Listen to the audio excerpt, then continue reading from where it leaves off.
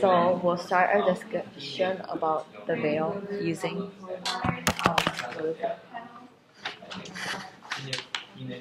the first panel has a stark contrast between the main character and the background, and the second panel kind of repeats on the same type of veil pattern to emphasize the conformity of the veil and also emphasize that the main character was a part of this culture.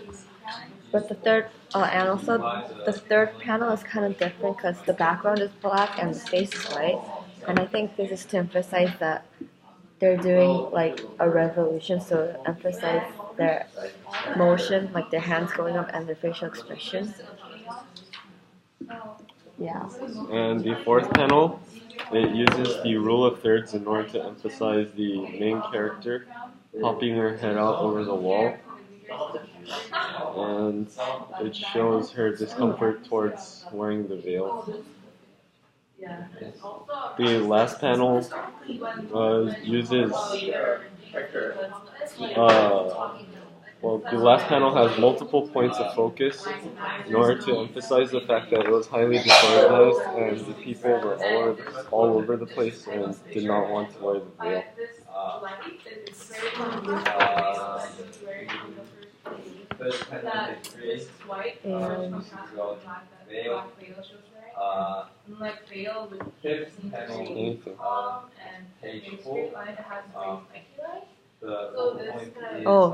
And like the last panel from the last page, this is also another panel that shows a lot of people scrambling around, and they're all in school, I guess. And it shows how free the school used to be, and how now before the policy of the veil came. And the picture is how it's also contrasting how boys and girls used to live all stay together, and it's contrasting with the background that's white. And suddenly, as the mood changes, the author uses a dark background in order to emphasize that something bad is happening. And there is subtle narration and speech bubbles that signify that there is a stark change in the manner in which the school is going to be operated. And also on page 5, the first one uses contrasting elements for the people against the veil and the people for the veil. The people for the veil are portrayed in white, and they're all crying for freedom, and the people for the veil are all in black, and they look sad. And it is important to note that the shouts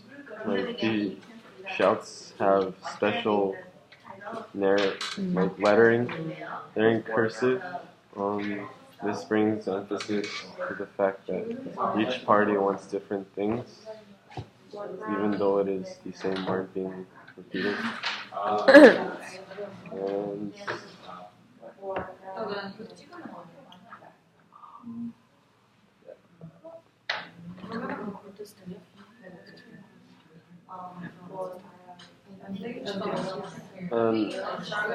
the first panel on the 5th page slowly transitions into a dark background once again, showing the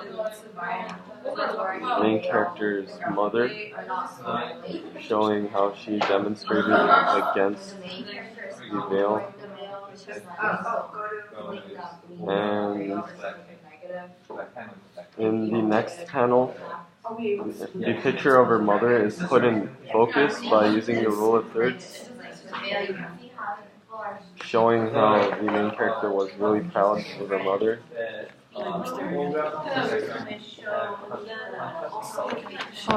And page 6 once again demonstrates the contrasting like viewpoints that the character has in her head with contrasting elements. Half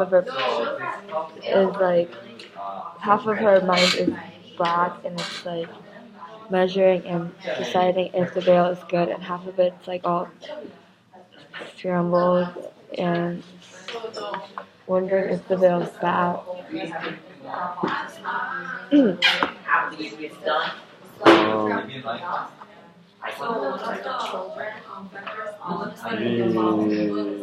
It's important to note that the following sequence of events that show the main character's past all have white backgrounds.